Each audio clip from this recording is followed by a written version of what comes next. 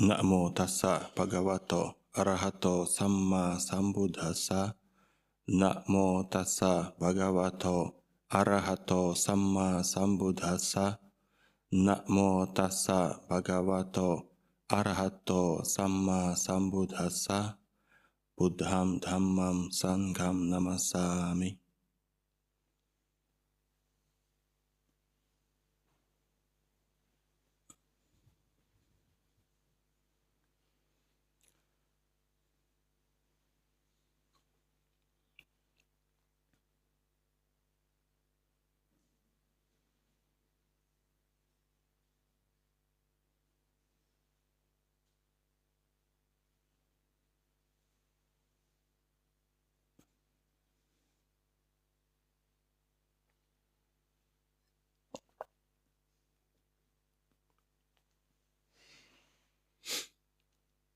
I kind of thought of talking about how we can oversimplify things and at the same time overcomplicate and miss the point. Not do what can be done and try to do what is not worth doing.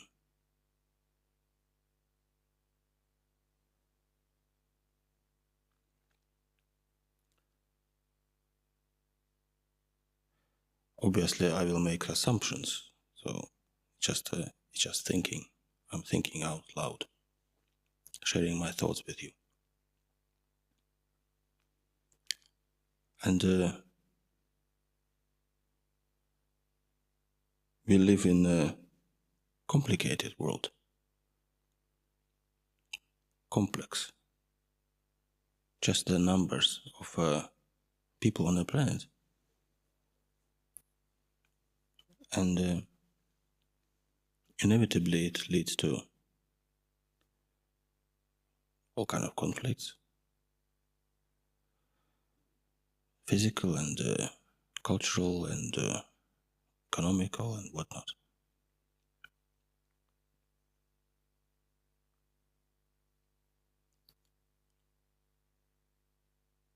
We are technologically advanced.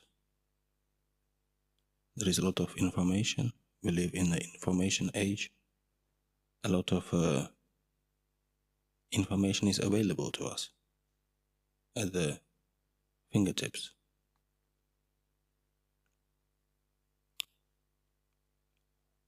And it can, it usually creates that sort of perception that I can know a lot.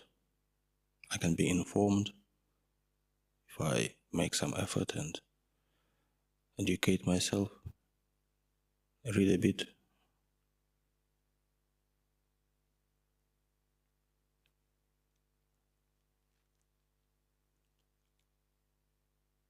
But it is not really possible to truly know what is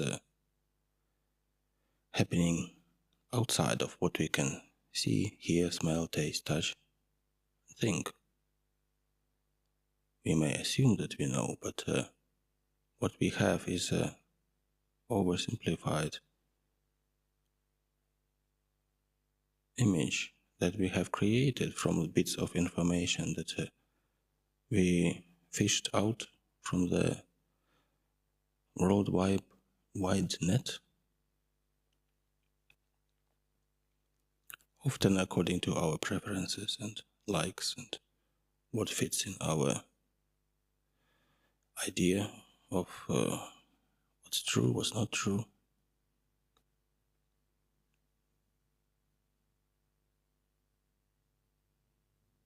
I remember reading once that the expectation was that people would be more connected, more sort of open to each other, being able to communicate and know each other from different parts of the planet, across cultures, and it would bring them closer. But and then the text was kind of lamenting that it's not really the case, that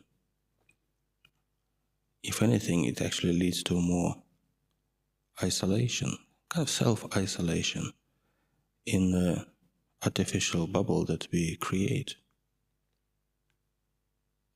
thinking that we are connected, but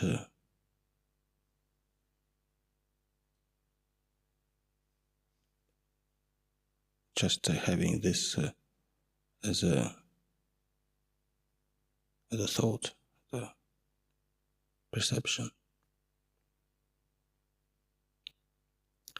In a way, we as a community, we have quite a few branch monasteries, and we can travel, visit each other, spend time in different continents.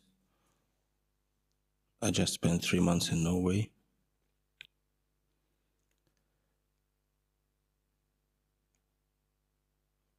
I lived in New Zealand, in Thailand, in Italy, Portugal, spent some time in Switzerland,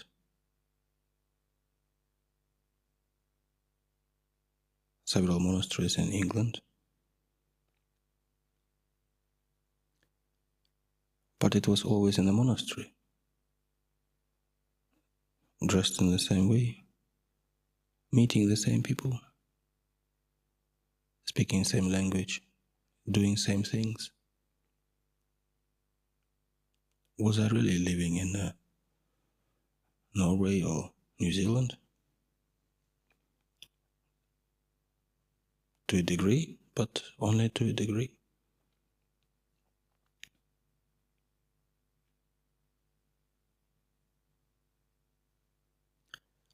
And I'm not saying that it's good or bad. It is what it is. As long as we understand that it is what it is. And don't make assumptions that because I lived in Thailand for 5 years in a monastery, that I actually understand Thai people, Thai culture, and so on. Or because I lived in England for a long time, do I really understand England, English people? I never lived here as a layperson, never worked here.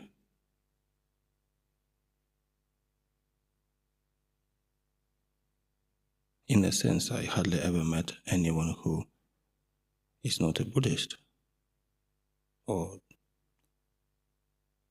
at least interested in some kind of spiritual life.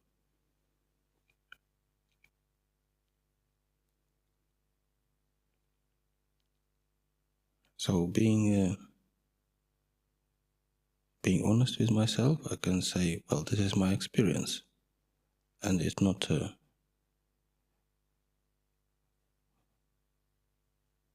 doesn't need to be otherwise, but I just need to acknowledge that my experience is limited. I can't pass judgments about cultures and people and whatnot based on my limited experience. I can't make sweeping statements. This is like this.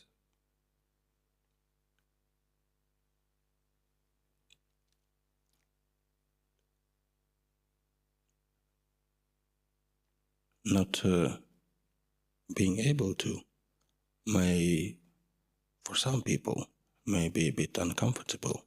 They need to feel that they know that they can sort of say that English are like this and Thais are like that.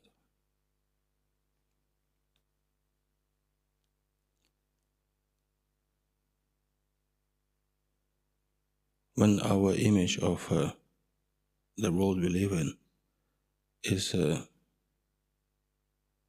kind of fixed in our mind. It has to be very, very simple, oversimplified. And it has to be black and white. And we know the answers, how to fix things and how it should be. Most of the time we don't actually do anything to make things better. We wouldn't follow our own advice. But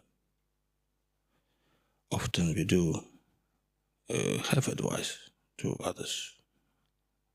Just recently I actually read a quote somewhere. What's the most difficult thing to do? And the most difficult thing to do is to understand yourself. And then the second half, what is the easiest thing to do? And the easiest thing to do is to give advice to others.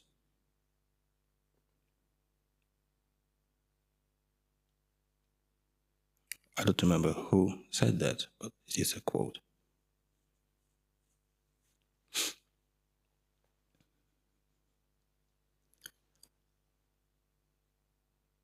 So when we come to monastery, we come to practice, we can follow similar sort of habit. Maybe not even a habit, maybe it's more like an instinct to simplify, to make it so simple that it's easy to grasp. It's just like a simple image of this is what Dhamma is, or this is what monastic life is. This is how you practice. This is how you meditate.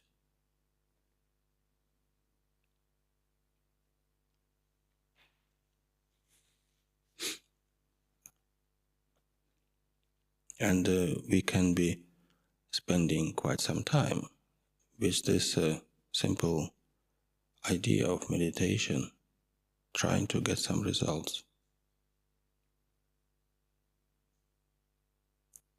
I have met people who would talk about meditation as simply watching your breath.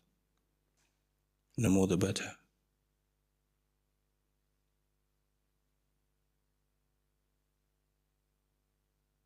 Why not watching your toes? Maybe watching toes would do.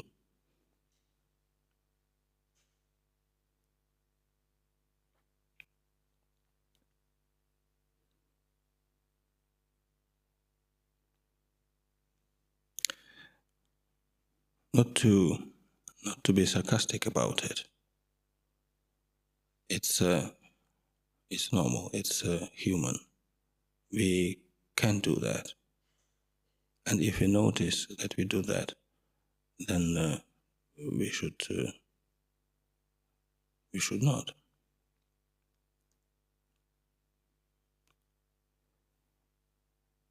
We need to be, in a way, I would say, a bit humble about not knowing, not having the full understanding. And at the same time, following up, doing what we know, what is useful, what is practice.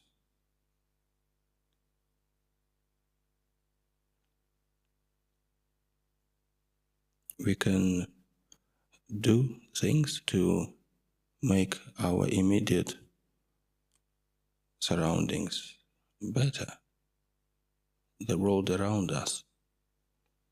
We can be patient with each other. We can be helpful, polite, considerate. We can be tidy.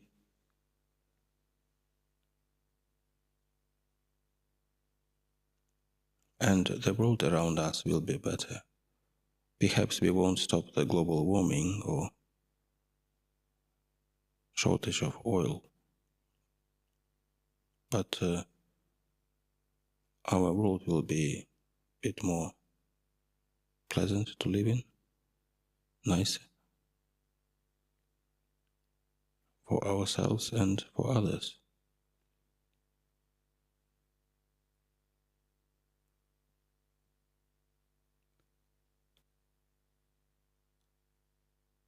Noticing when I became a monk,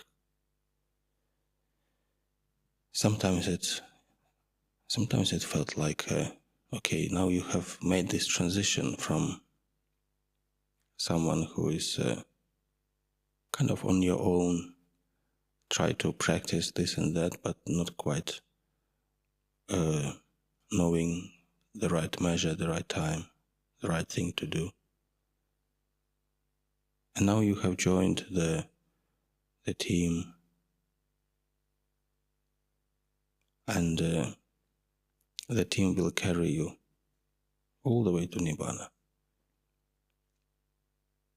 The senior, experienced people will be here to support and to guide, help you when you need. And your brothers and sisters will support you as equals. And you don't need to do very much. You just follow along.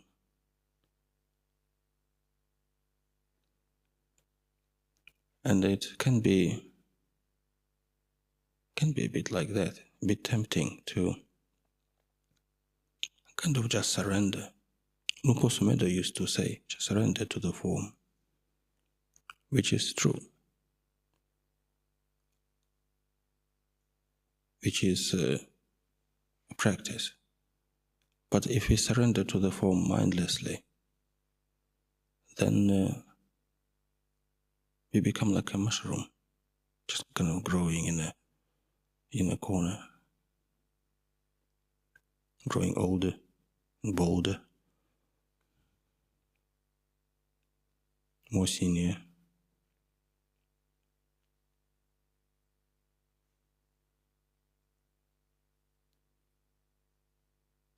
And there is a lot we can do that can give us a kind of sense of usefulness, serving the community, take a role that would be useful, beneficial, fixing things or organizing, helping to run this and that. And we can actually feel that we are doing something. We even feel important. We get praised.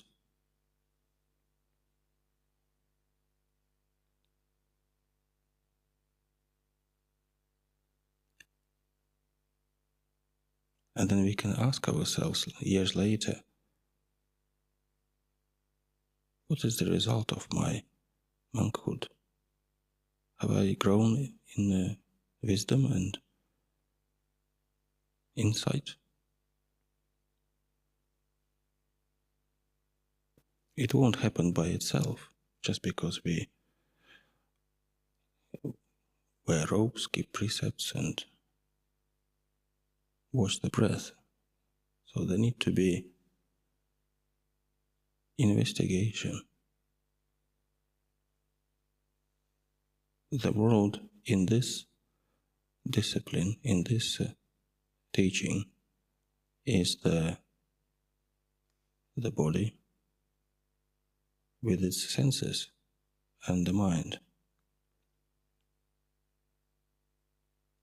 It's not the world outside, it's not the objects outside. It's what is in our immediate experience. And that's where we make difference to ourselves and to others.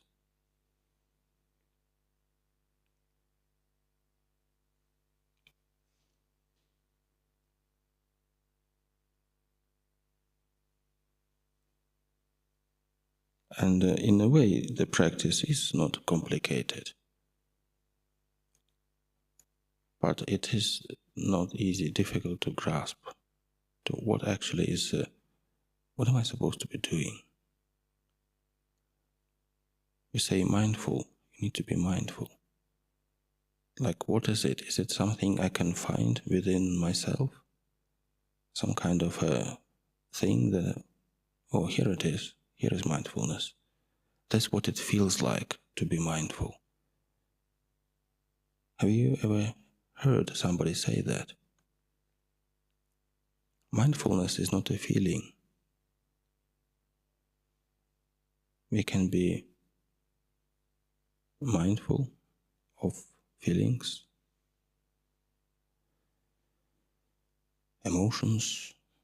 We know them as they arise, as they are present, and as they disappear.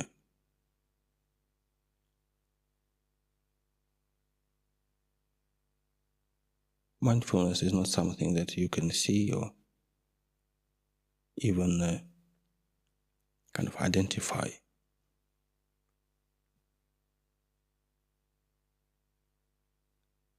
Being present, being awake,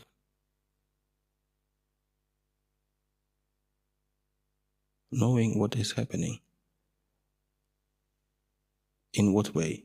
Like, not in out there, but with body and mind.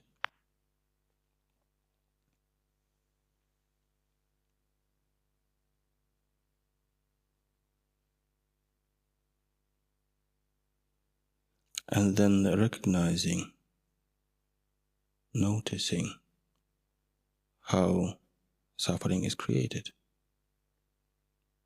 how self is the root of, or the cause, I can say the root cause of suffering.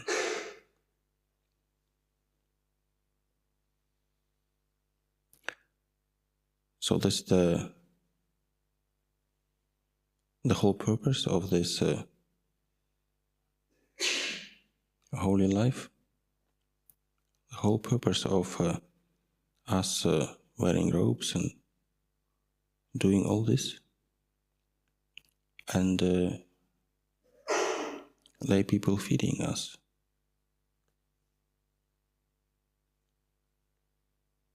And hopefully some of the wisdom that develops over years will rub off on our supporters, like a contagious cold.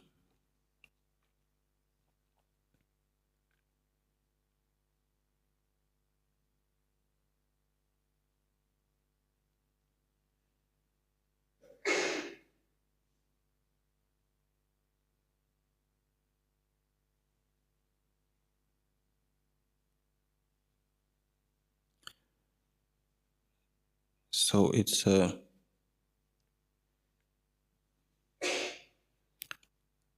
recognizing that we don't know. We don't have full picture. We don't really understand. But there are things that we do know.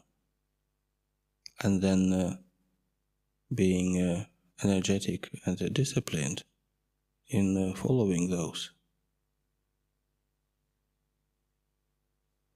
And you can't be really energetic and disciplined in your own practice and not energetic and disciplined in the duties. So the ordinary, simple duties that require some effort, cleaning toilets and things like that.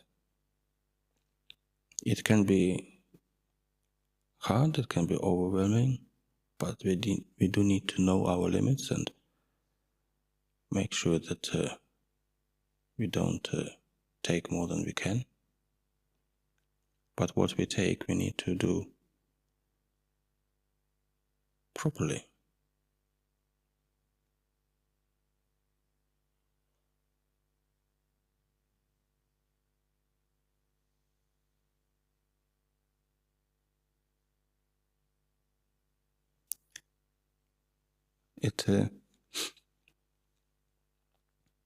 It's like a rust on steel, corrosion.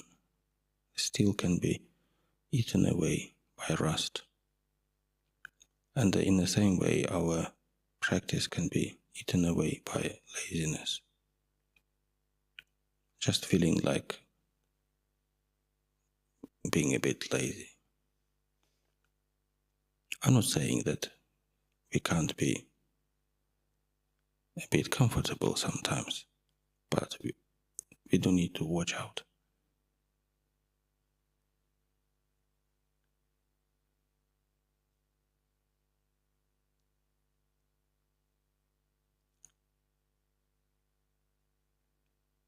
Just like we can't be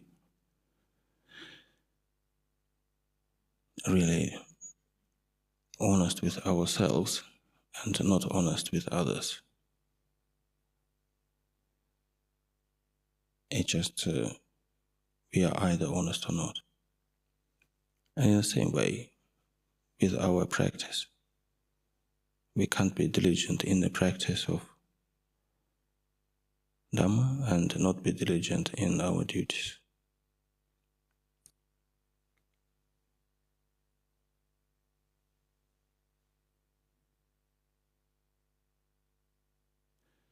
So, I don't want to... I think I said pretty much what I wanted to say.